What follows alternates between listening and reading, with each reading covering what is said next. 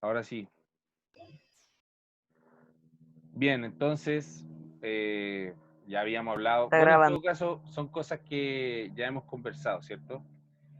Eh, lo de Solón también lo vimos en la clase anterior. Bien, como, seguimos. El tema de las colonias griegas. Después viene esta época en el cual ya se establecen las polis, ¿cierto? Y como empieza este periodo como de estabilidad, va a crecer la población, ¿ya? Y entre eso va a traer un fenómeno de migración. Va a haber muchas personas, como dijimos al principio, las polis eran chiquititas, entonces va a pasar que mucha gente va a ir a colonizar otros lugares, ¿ya? ¿Eso servía para qué? Sirvió mucho para que hubieran variados productos, surgieran más polis, ¿ya? Si nos vamos hacia atrás, vemos el mapa anterior, vemos que hay una, dos, tres, cuatro, cinco, seis a lo más polis, ¿cierto? Pero durante el periodo de estabilidad y de crecimiento y de colonización, que lo vimos en la clase anterior también, que esa sí está grabada entera, van a surgir grandes ciudades y muchas ciudades a lo largo de todo el Mediterráneo. Por ejemplo, acá tenemos un mapa que muestra, ¿cierto? Que incluso hubieron ciudades que fueron hacia Asia, ¿cierto? Una en África, incluso en la parte de Europa de la península ibérica, que es actualmente España, ¿ya? O sea que los griegos van a llegar muy lejos, pero ojo, que este no era una colonización con el fin de dominar políticamente, sino que era una colonización de encontrar nuevas tierras, de encontrar lugares que no fueran poblados, que se pudieran poblar y explotar. Explotar en el sentido de trabajar la tierra, si eran ricos en minerales, sacar esos minerales y llevar esos productos para comerciar con las grandes polis de la Grecia clásica, ¿cierto? Que eran, por ejemplo, Atenas, Tebas, Corintio, las clásicas, ¿no es cierto? Eh, el comercio va a ser muy importante, como vemos acá, volvemos atrás, el mapa, ellos van a ubicarse a lo largo de todo el Mediterráneo. Y el Mediterráneo, chiquillo, era, eh, por decirlo así, el Internet de la época, ¿ya? Por ahí pasaba todo lo que pasaba en el mundo. Eh, mensajes políticos, ejércitos que iban a invadir otros lugares y, por ejemplo, y muy importante, el comercio, ¿ya? Productos como el olivo, ¿cierto? Se hicieron famosos a lo largo de todo el Mediterráneo, siendo la primera especie arbórea domesticada por los fenicios, conocieron y contribuyeron a su cultivo y el desarrollo de técnicas de extracción de este aceite. Fue utilizado en todo el mundo, del mundo de esa época, ¿cierto? El olivo, el trigo, por ejemplo.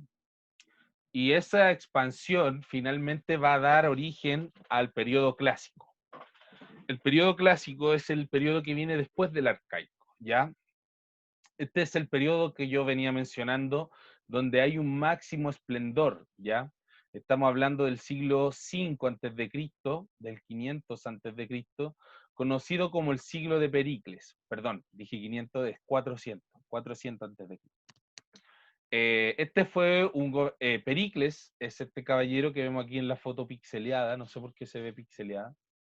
Eh, Se ve bonito. si usted lo googlea, le va a aparecer así el mismo personaje con un casco dorado. El siglo de Pericles se caracteriza porque fue un gobernante que impulsó la democracia y llevó la democracia al punto cúlmine, ¿ya? Donde podía participar prácticamente todo el pueblo. Y digo prácticamente porque no participaban ni mujeres, ni, eh, ni personas que no fueran de Atenas, ¿ya? Eh, eso, eso con Pericles. Él, por ejemplo, va a establecer la asamblea o eclesia, que hablamos en la clase anterior, ¿cierto? Que finalmente hace que 40.000 ciudadanos voten las leyes. Esta es la democracia de Pericles. Entre esos 40.000 tenemos tenemos a los 10 estrategas, que eran una corte de militares, ¿ya? Que tenían un puesto privilegiado junto con los arcontes, que eran los nobles, ¿ya? Luego venía la Elia, que eran el resto de los ciudadanos, que se componía aproximadamente de 6.000 personas, y finalmente venía la Bulé, que eran 500 ciudadanos, que eran los que preparaban las leyes, los que escribían, ¿ya? De esa forma, y todos estos grupos de personas trabajaban en común por el bien común, ¿cierto? Esa es la idea de la democracia, que entre todos elijan el bien común, el gobierno de la mayoría, ¿cierto? Se respeta la voluntad de la mayoría.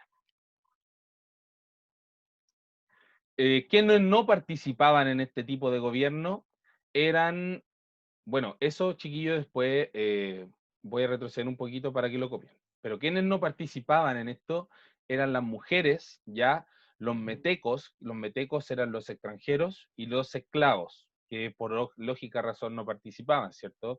Un esclavo no tiene derechos, un esclavo es igual a un animal en cuanto a derechos, en cuanto a garantías, lamentablemente. Sé que suena fuerte, pero... Profe, ¿Ah? Dígame. ¿quiénes eran los metecos? Extranjeros. La palabra extranjeros no es tan Ya. así, Son los que vienen de porque otro país no, y los que no vienen acá. precisamente de otro país, sino que de otra polis. Y sí podían entrar, pero no podían participar políticamente. Es que ese es el problema de los metecos. Sí, pero no, por Y ejemplo, los, un este, espartano en Atenas era un meteco. ¿Se entiende? No precisamente tenían que ser de otra nación, sino que eran los que no eran de la polis, pertenecientes a la polis. Y un esclavo es un esclavo, ¿ya? la clave es un Eso sirviente, un sirviente pobre. no tiene derechos, ni siquiera es pobre, Sí. no tiene nada. Está en deudas. Sí, pierde sus derechos. Le quitan sus derechos humanos. Ujú. 1, 0, 5, 1, Bien, 1, eso 0. lo copian. Por favor, chiquillos, silencio. Recuerde mutearse después de opinar. No me interesa escucharlo cantar.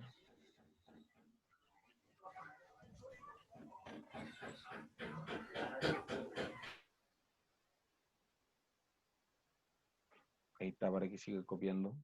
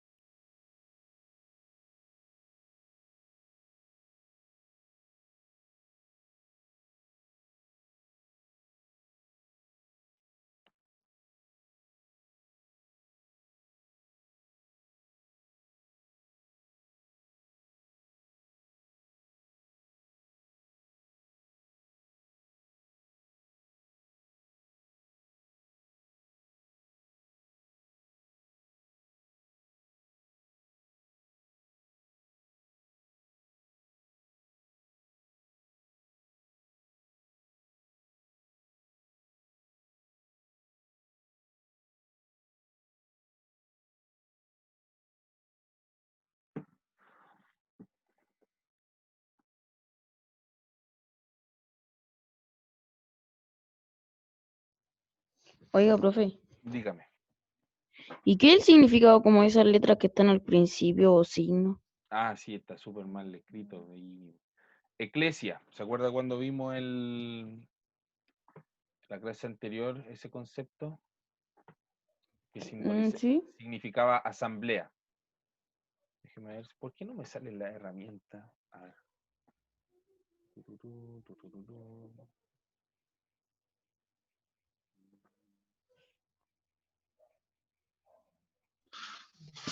Profe, no veo lo último de Elía.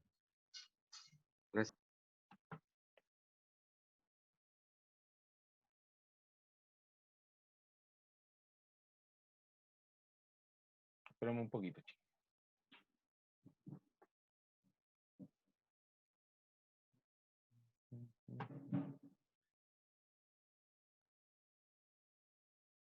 Espérame un poquito. Que algo me pasó aquí con el tema de la presentación.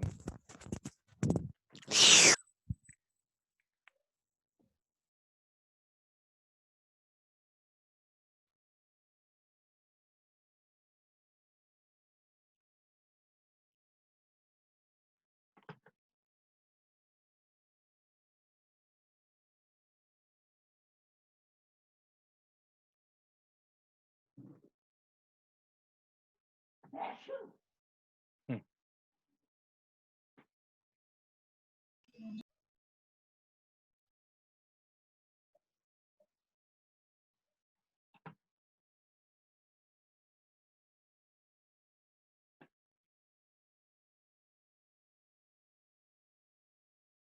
Bien, entonces, habían dos grupos sociales, ¿ya? Entre esos grupos sociales encontramos a los ciudadanos y a los no ciudadanos. Esto es durante el periodo de la democracia. Recordemos que antiguamente eh, existían los aristócratas, ¿ya? Pero luego cuando existe ya el sistema democrático en Atenas, se dividen en estos dos. Los metecos o extranjeros, ¿cierto? Como mencionábamos delante, no participan en la política. ¿Quiénes son los que sí participan? Hombres nacidos de padre y madre ateniense, ¿ya? Hombres mayores de edad, ¿ya? Las mujeres tampoco participaban, había discriminación por sexo.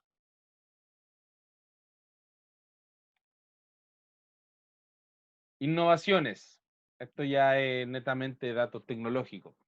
El trireme, ¿cierto? Que eran estos tipos de barcos donde iban todos sentados a lo largo e iban remando al mismo tiempo, hizo que, por ejemplo, las embarcaciones viajaran más rápido a lo largo del mar Mediterráneo, llevando todo tipo de productos, o ejército, armas, lo que estimara conveniente, ¿ya? Eh, y luego finalmente viene el periodo helenístico, ¿ya? Este periodo helenístico se caracteriza por una expansión ya de forma más imperial. ¿Quiénes va a llevar a cabo esto? Va a partir con Filipo de Macedonia, en un periodo que tras la Grecia clásica va a haber una gran rivalidad entre Atenas y Esparta, llevando incluso a una guerra entre estas dos ciudades. Esa guerra se llamó la Guerra del Peloponeso, ¿ya? Y fue ocupada y fue aprovechada por Filipo de Macedonia. Macedonia era una polis del norte de Grecia, para conquistar todo Grecia. Una vez conquistada todo Grecia, su hijo Alejandro Magno, que fue quien heredó este imperio, conquistó el imperio persa y llegó hasta la India, ¿ya? No solo en Asia, sino también en África. Sin ir más lejos, Cleopatra va a ser descendiente de uno de los militares, de uno de los generales de Alejandro Magno, porque Alejandro Magno nunca tuvo hijos. A pesar de que fue un militar muy exitoso, que logró dominar grandes porciones del mundo antiguo, ¿cierto? Europa, África y Asia, un gran imperio, él no tuvo descendencia, no tuvo hijos, nunca se casó. Y tras su muerte se dividió en los reinos llamados helenísticos. Hubo un reino en Egipto, otro en Grecia y otro en Asia, ¿ya? Estos reinos finalmente se fueron desintegrando porque fueron dominados o fueron liderados por sus principales generales, que fueron los que se repartieron este territorio. ¿Por qué Alejandro Magno no tuvo hijos? Está historiográficamente comprobado que él era homosexual y que nunca se casó, porque de hecho tenía hasta una pareja, ¿ya? Eh, por eso este tipo no tuvo descendencia. Un hombre demasiado moderno para su época, demasiado moderno. Y aquí tenemos un poco la descripción de los dioses griegos, ¿cierto? Que lo mencionamos en la clase anterior, que representaban las fuerzas de la naturaleza, las virtudes, los defectos, se parecían a las personas, ¿cierto? Eh, esta parte es importante. Cuando hablamos de la cultura clásica, hablamos de grandes pensadores, de grandes filósofos, que hasta hoy en día son relevantes, como Sócrates, ¿ya? Grecia es la cuna del pensamiento racional, y eso quiere decir que es la cuna de la ciencia también. ¿Qué significa qué es el pensamiento racional? ¿Qué es la ciencia? Es cuando yo pienso, razono y luego afirmo una cosa. Eh, es algo, cuando hablamos de ciencia, hablamos de cosas que se pueden comprobar, que hay una experimentación, que yo a través de la experiencia, de usar un método, yo llego a conclusiones y esas conclusiones se transforman en afirmaciones que son netamente irrebatibles, ¿ya? desde cosas tan simples como la ley de la gravedad, por ejemplo, hasta cosas tan complejas como la psicología o la filosofía, la ciencia del pensamiento, ¿cierto? La misma pedagogía, que son ciencias que hoy en día se debaten entre que esto es bueno, esto es malo, ¿cierto? Eh, Todo eso complejo, toda esta cosa, todo esto de estudiar, de aprender, nace en Grecia. Esta idea de cultivar la mente, de cultivar tu sabiduría, nace en Grecia. Y fue uno de los precursores más importantes fue Sócrates, ¿ya? Sócrates fue el de la frase célebre de que solo sé que nada sé. Y aparte de que se ocupe cuando usted llega a dar una prueba y no sabe nada, lo que quiere decir realmente esa frase es que cuando usted, por ejemplo, al decir esa frase, lo que usted reconoce es que le falta mucho por saber. Y ese es el primer paso para la sabiduría. Entender que en el fondo todos somos ignorantes. A todos nos falta por aprender. Nadie sabe todo, ¿ya? Es el primer paso de un pensamiento razonable. Eh, por eso es tan importante. De hecho, sin ir más lejos, yo siempre me gusta mencionar esto, por ejemplo, Jesucristo, se basa mucho, su forma de pensar se basa mucho en los filósofos griegos, ¿ya? Eh, Lamentablemente después se resalta mucho lo que es lo espiritual, se mezcla las intenciones de la iglesia, pero en sí la figura de Cristo resalta mucho estas formas de pensar. El arte griego va a ser muy importante también, ya es la cuna del arte clásico, se caracteriza por su arquitectura, la escultura, la pintura, la cerámica. Acá vemos algunos ejemplos. Este es el famoso arte clásico, el de las columnas, ¿cierto? Que muestran estos edificios que tienen una base rectangular, con un techo, ¿cierto? En la clásica arquitectura griega. Eh, Esta arquitectura se basa en proporciones perfectas, ¿ya? No quiero mucho andar en el tema porque estamos cortitos de tiempo, pero es súper interesante. Vamos a ver si después subo algunos videos o alguna cosa así para que podamos ir viendo. Aquí tenemos algunos ejemplos de el avance del arte, ¿ya? La primera etapa de Grecia arcaica, ¿cierto? Nos muestra una escultura que si bien se nota claramente que es una mujer, eh, quizá hay algunas proporciones que no están claras. Luego viene el periodo clásico, donde vemos un avance en los detalles, ¿cierto? Del cuerpo mismo, ¿cierto? Y acá, por ejemplo, ya expresiones como ropa, la cara misma, ¿cierto? Que no solo ya muestra la perfección del cuerpo o un cuerpo bien hecho, sino que también un momento específico. Yo sé que muchos aquí se están fijando en una parte en específico de la escultura, porque así es normal, ¿cierto? Los chiquititos peluzones. Eh, ¿Qué significa? Por ejemplo, les llamará la atención el tamaño del pene de los varones que muestran ahí en la escultura, ¿cierto? Y muchas veces me lo preguntan, estoy seguro que si estuviéramos en la sala de clase me lo estarían preguntando. ¿Y qué simbolizaba eso? ¿Por qué tenían el pene chico? Porque esencialmente lo que representaba era una persona civilizada, ¿ya? Una persona que controlaba sus impulsos, que una persona que dominaba la razón sobre los impulsos, ¿ya? Por eso es que representaban eso, y lo representaban así. Esos hombres eran personas que pensaban antes de actuar. Otra expresión artística es la cerámica, muy clásica en Grecia. Ya se ocupaba, lógicamente, para transportar cosas, pero tenían muchos motivos religiosos, populares, historias, y eso se ocupaba mucho en la antigüedad, ¿ya? Tratar de plasmar momentos, historia, arte en las cosas cotidianas. Porque recordemos que en esta época no hay tele, no hay celulares, entonces yo no puedo acceder y ver fotitos, imágenes, sino que yo tenía que agregar el arte, agregar todas estas cosas que hoy en día tenemos aquí en estas pantallas, yo las tenía que agregar a lo cotidiano, ¿ya? Entonces lo vemos mucho en la cultura antigua eso. Y eso, muchachos, fue una clase extensa, fue una clase